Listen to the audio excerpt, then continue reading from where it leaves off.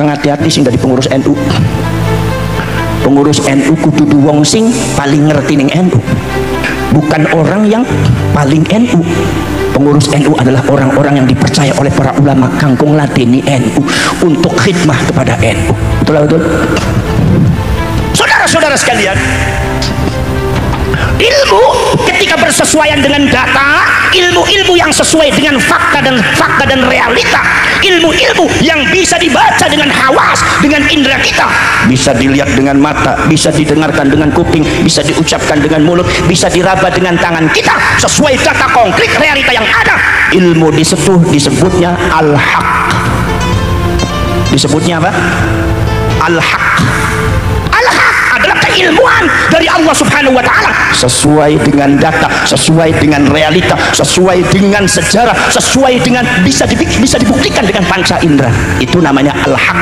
Kalau ada satu data, kalau ada seumpama ada keilmuan tetapi tidak sesuai dengan data, ada sesuatu tidak sesuai dengan data, bertentangan dengan realita, itu bertentangan dengan hak, disebutnya batil. Ja'al haq wa zahaqal batil, innal batila kana zahuqa. Hancur yang namanya kebatilan.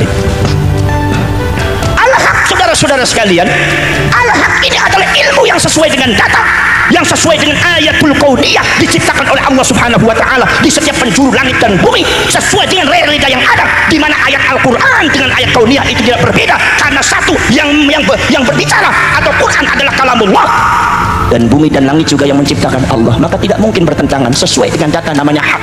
Maka kata Allah mengatakan al-haqqu min rabbika fala takunanna minal mumtarin. Ketika ada hak sesuai dengan data ilmiah, sesuai dengan realita, sesuai dengan kenyataan, ini namanya dari Allah. Dari Allah. Allah kadang-kadang menunjukkan yang hak. Kata Allah mengatakan wa yurikum ayatihi la'allakum tatafakkarun. Allah menunjukkan kepada masyarakat Subang satu data, satu kenyataan yang sekarang sedang terjadi para sahabat prosedur, sesuai data kenyataan. Ini yang menunjukkan adalah Allah kepada orang Indonesia. Maksudnya apa? Maksudnya la'allakum tatafakkarun. Maksudnya kita semua supaya berpikir, jangan marah. Bagaimana itu Ba'alwi nasabnya, bagaimana filologinya, bagaimana genetikanya, bagaimana ajarannya. Allah sudah menunjukkan kepada kalian di era digital ini dengan satu akses kitab dan informasi tentang mereka dan perkembangan mereka. Sudah bukan puluhan kitab, ratusan bahkan ribuan kitab bisa diakses oleh kita, sesuatu yang tidak bisa dilakukan oleh mbah-mbah kita, termasuk mbah saya, Mbah Abbas. Mungkin kitab-kitab yang dimiliki oleh saya yang tentang masalah yang berkaitan dengan Mbah Alwi, mungkin mbah saya, Mbah Abbas belum punya, tapi saya bisa mengakses. Karena apa? Eranya sudah berbeda. Kalau saya mengatakan saya ke Jakarta, dari Buntet ke Jakarta 2,5 jam sudah saya nyampe. Apa sebab? Sudah ada tol, tinggal ke sana saja lurus. Saya bilang mbah saya, Mbah Abbas tuh kalau mau ke Jakarta itu 15 jam, 17 jam. Karena apa? Bukan berarti saya lebih hebat dari Mbah Abbas. Eranya beda. Dulu belum ada mobil, dulu belum ada tol. Cara berpikirnya ke arah situ. Kalau Mbah Abbas zaman dahulu 17 jam, 15 jam, itu karena memang eranya seperti itu. Dipaksa suruh 2,5 jam, ya nggak bisa. Begitu juga sama Mbah Hasim. Ini era teknologi, akses daripada kitab-kitab tentang masalah yang berkaitan dengan Mbah Alwi, masalah dengan habaib, begitu juga ajaran-ajarannya bisa kita ambil dari mana saja, ribuan kitab bisa kita baca. Karena kita ada era internet, langsung klik, langsung ribuan kitab datang. Disinilah saudara-saudara Nahdlatul Ulama harus bijak menghadapi fenomena ilmiah ini. Disinilah Nahdlatul Ulama tidak boleh berpegang pada hal-hal yang tidak bersifat ilmiah. Saudara-saudara sekalian, Imaduddin Al-Bantari dengan saya dan beberapa kiai-kiai muda Nahdlatul Ulama memberikan satu wacana baru tentang yang berkaitan dengan klan Mbah Alwi yang diagung-agungkan lebih daripada 100 tahun oleh orang Indonesia. Kita bongkar, bukan berdasarkan kebencian, bukan berdasarkan permusuhan.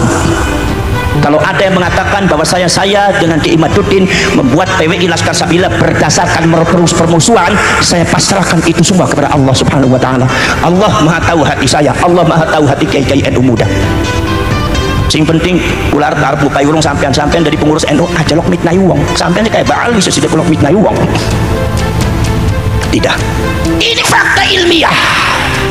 Makanya al-haqqu min rabbika fala takunanna minal mumtarin. Ketika Allah sudah menunjukkan ayat-ayatnya, sudah menunjukkan tanda-tanda keilmuan, la'allakum tatafakkarun, mikir kitanya. Ini bagaimana terjadi seperti ini? Ada sebuah cerita Sayyid Ahmad yang diklaim oleh Al-Ba'alwi itu Al-Muhajir, sebetulnya bukan Al-Muhajir. Diklaim Al-Muhajir itu supaya ada asumsi bahwa Sayyid Ahmad itu hijrah dari Irak ke Hadramaut Yaman, padahal tidak ada catatan data dari kalangan Ahlus Sunnah wal Jamaah yang mengatakan Sayyid Ahmad itu pindah dari Irak ke Hadramaut. Catatan itu hanya ada di kitab-kitabnya Ba'alwi. Maka dari itu Sayyid Ahmad itu tidak pernah pindah ke Yaman, tidak pernah pindah ke Hadramaut, sampai Sayyid Ahmad meninggalnya ada di Irak Selatan, kuburannya ada di daerah Najaf. Lah di sana ada makomnya 600 tahun, 600 tahun ulama mufakat bahwasanya makom Sayyid Ahmad Al-Abah, Sayyid Ahmad Al-Abah atau An-Nafar yang disebut oleh Ba'alwi Sayyid Ahmad Al-Muhajir, itu kata itu yang aslinya makomnya, jasadnya ada di Najaf, Irak Selatan. Kita bahas kenapa di Tarim ada. Ternyata begitu dicari, ternyata asalnya dari halusinasinya salah oknum Ba'alwi, bahwasanya dia mencari makamnya Sayyid Ahmad. Ternyata aku lihat ada cahaya jatuh dari langit ke bumi, kemudian saya yakin di situ adalah makamnya Sayyid Ahmad. Dibuatlah makam Sayyid Ahmad Al-Muhajir. Diklaim bahwa Sayyid Ahmad itu adalah pindah ke Hadramaut. Saudara-saudara, itu makam yang ada di Tarim, tidak ada jasadnya. 600 tahun ulama sudah mufakat, para ulama tarikh Ahlus Sunnah wal Jamaah sudah mufakat Sayyid Ahmad makamnya ada di Irak Selatan. Ini adalah data konkret sejarah. Yang ada di Tarim itu adalah baru, tidak ada jasadnya alias makam palsu. Tapi kenyataan kita melihat masih banyak kiai NU yang ziarah ke Tarim. Saya jadi nggak ngerti kadang-kadang sing ziarah ku kiai pisan, wis kiai ku di video pisan, wis di video dimancingaken pisan di Facebook bareng YouTube lah. Harus bocahku ya, ini saya sangat sayangkan. Sebetulnya sebelum ziarah itu dikaji dulu ilmiah, yang benar mana, dikaji dulu sejarahnya. Namanya al-haq, memunculkan al-haq itu namanya as-sidqu, memunculkan yang hak namanya as-sidqu, jujur.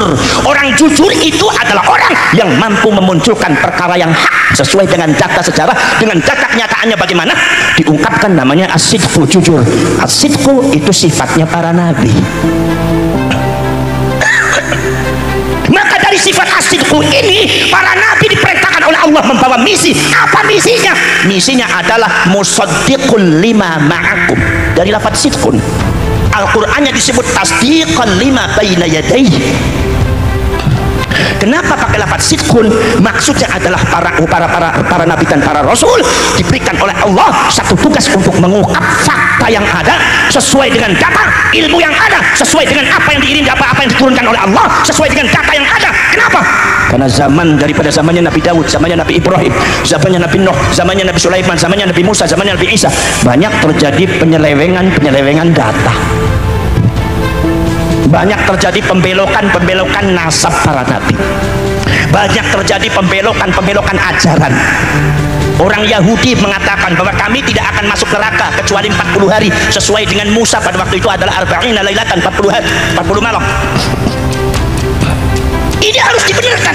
Orang Yahudi mengatakan nahnu abna'ullah wa ahibba'uh, kami adalah putra Allah dan habibnya Allah. Habib itu kekasih Allah. Kami adalah kekasih Allah. Makanya Nabi Muhammad membantah. Muhammad katakan kepada mereka, kalau mereka mengaku kekasih Allah, kenapa Allah melaknat mereka? Kami adalah orang-orang beriman kepada para nabi, para rasul. Katakan Muhammad kepada mereka, kalau mereka beriman kepada nabi dan rasul, kenapa mereka membunuh para nabi? Falima taqtuluna anbiya Allah in kuntum mu'minin. Bantahan dari Allah diajarkan oleh Allah kepada rasul, kepada nabinya, termasuk juga nasabnya para nabi. Apa? Nabi Isa disebutnya bin Allah, Nabi Isa disebutnya bin Yusuf. Kalian harus tahu, Yusuf di sini bukan Nabi Yusuf, tapi Yusuf An-Najjar. Yusuf An-Najjar ini adalah seorang soleh yang khidmah kepada Baitul Muqaddas bersama Siti Maryam, ibunya Nabi Isa. Kedua-duanya orang soleh dan orang solehah. Tiba-tiba Siti Maryam diberkati oleh Allah punya anak tanpa bapak. Langsung orang Yahudi berteriak, Maryam berzina dengan Yusuf. Sampai detik ini nasabnya Siti Maryam, apa nasabnya Nabi Isa, ada yang membelokkan. Isa bin Yusuf berarti dianggapnya Nabi Isa adalah anak zina. Ini harus tasdiqan lima baina yadayhi. Nabi muncul, Rasul muncul. Rasulullah SAW apa? Meluruskan nasabnya Nabi Isa, meluruskan nasabnya Nabi Uzair, meluruskan fitnah yang ada, yang terdapat pada Nabi Daud, di mana dikatakan Daud merebut istri orang. Sampai ceritanya tersebar sampai di buku-buku sejarah Nabi Daud. Katanya Nabi Daud itu merebut istri orang, suaminya suruh perang sampai mati, istrinya direbut.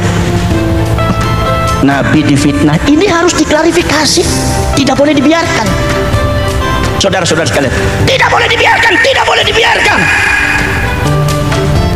Sulaiman difitnah apa? Nabi Sulaiman itu adalah tukang sihir, dempong sihir. Fitnah ini terasa kawit zamannya Nabi Sulaiman sampai zamannya Nabi Muhammad. Nabi Muhammad ketika itu mengumumkan nabi-nabi dan rasul yang wajib diimani. Nabi Nuh, Nabi Isa, Nabi Adam, Nabi Daud, kemudian Nabi Hud, Nabi Zulkifli, Nabi Saleh, Nabi Yahya, Nabi Zakaria, kemudian Nabi Muhammad SAW menyebut Nabi Sulaiman. Ketika Rasulullah menyebut Nabi Sulaiman, orang Yahudi berteriak, Muhammad tukang sihir. Sihirnya berasal dari Sulaiman. Fitnah itu terasa sampai zamannya Nabi Muhammad. Maka Rasulullah ini langsung diberikan oleh Allah tugas mengklarifikasikan itu semua, meluruskan itu semua dalam rangka menyelamatkan umat manusia. Maka Rasulullah diberikan tugas namanya musaddiqun lima ma'akum, berasal daripada as-sidqu. As-sidqu berasal daripada al-ilmu. Al-ilmu akhirnya metu alimun, metu ulama. Nah, total ulama harus memiliki prinsip musaddiqun lima ma'akum yang disebut al-ulama warasatul anbiya. Ulama adalah pewaris para nabi. Apa tugasnya? Musaddiqun lima ma'akum. Apa yang terjadi di kalangan masyarakat kudu titen. Fenomena yang terjadi di kalangan masyarakat harus terjun. Jangan dibiarkan masyarakat dibohongi dengan satu kebohongan yang tidak benar. Jangan sampai masyarakat dizalimi dengan satu akidah yang tidak benar. Apalagi satu akidah dan pemahaman yang bisa mengeluarkan warga NU dari Islam, dari ajaran Islam, dari akidah yang lurus. Maka ini Nabi Rasul tidak ada. Maka para ulama tugasnya seperti itu. Mungkin apa betul? Jadi kulo bariki imat ki lagi musaddiqul lima ma'akum. Sebab ini adalah meneruskan para nabi, meneruskan para rasul. Tugasnya kayak kue. Ketika ada kezaliman, ketika ada pembelokan sejarah, ketika ada sesuatu hal yang tidak lurus, yang bengkok, mari kita beresi. Masalah kaitannya dengan Pagi Muqaddam, yang katanya Pagi Muqaddam itu Isra Mi'raj sampai 70 kali sehari. Kanjeng Nabi bae sepisan Pagi Muqaddam ping 70. Ada yang mengatakan bahwasanya kalau seumpama ada Habib berbuat dosa, tidak sholat, tidak puasa Ramadan, kemudian juga senangnya mabok, kemudian juga saudara-saudara kalian senangnya mabok dan senangnya main perempuan, itu aja dia raruis, biarkan saja. Mereka itu bakal disucikan oleh Allah dengan syafaat nabinya, dengan syafaat mbahnya yaitu Nabi Muhammad, merasa dirinya jadi kutuai kanjeng Nabi. Mereka itu bakal masuk surga tanpa hisab. Ada orang tidak mau sholat, tidak mau puasa, ada orang senangnya mabok leler, orang itu senangnya main perempuan, bisa masuk surga tanpa hisab. Kita tanya, ini agamanya siapa ini? Ini kalau dibiarkan bahaya warga NU. Karena sing seneng nih Habib warga NU. Sampai teka anak kiai tekaya orang dipaimangan orang bayi sentimen sampean Gus. Ada ngomong bari mantan muhibbin ku susah sekali PDW. Mungkin apa mboten? Saudara-saudara sekalian. Ini saudara-saudara sekalian. Ada lagi katanya oknum Habib itu ada, yaitu adalah muhibbinnya meninggal. Akhirnya Habibnya datang, ya Fulan bin Fulan, aneh tahu ente nggak pernah sholat, aneh tahu ente nggak pernah puasa Ramadan, aneh tahu ente nggak seneng mabok, aneh tahu ente seneng main perempuan, tapi aneh tahu ente seneng sama anak, seneng sama Habib. Kalau ente masuk nanti di kuburan, tolong sampaikan surat anak untuk malaikat mungkar nakir. Suratnya dicisipakan ning sore endase. Iki Bang Alwi, anak mungkar nakir disurati Pak. Sok. Kalau sudah begini itu bagaimana saudara? Ini bisa-bisa warga NU akhirnya rusak akidah. Sampaikan sama mungkar nakir, ente masuklah surga tanpa hisab. Ini doktrin yang sangat nyata, doktrin secara halus. Artinya sembahyang orang penting, puasa Ramadan orang penting, mabok teler orang apa-apa. Sing penting cinta sama Habib, bisa masuk surga tanpa hisab. Ente bisa keluar dari agama Islam sampean. Kalau diyakini seperti itu, kalau sudah punya keyakinan seperti itu, hanya cinta kepada Habib bisa masuk surga tanpa hisab, nggak usah puasa, nggak usah sholat. Ente udah waqatil taddu an dini. Makanya ada sebagai para ulama mengatakan, hati-hati tuh akidahnya Pak Alwi. Itu yang mengikuti akidahnya Pak Alwi itu qadir taddu an dini, mereka sudah murtad dari agamanya. Ini kalau diyakini Pak, ini yang harus diklarifikasi. Dari mana mengadu dombanya? Orang adu domba menyelamatkan warga NU, sing seneng ziarah yang NU, sing seneng sholawatan yang NU, sing seneng Pak Alwi yang NU. Hati-hati.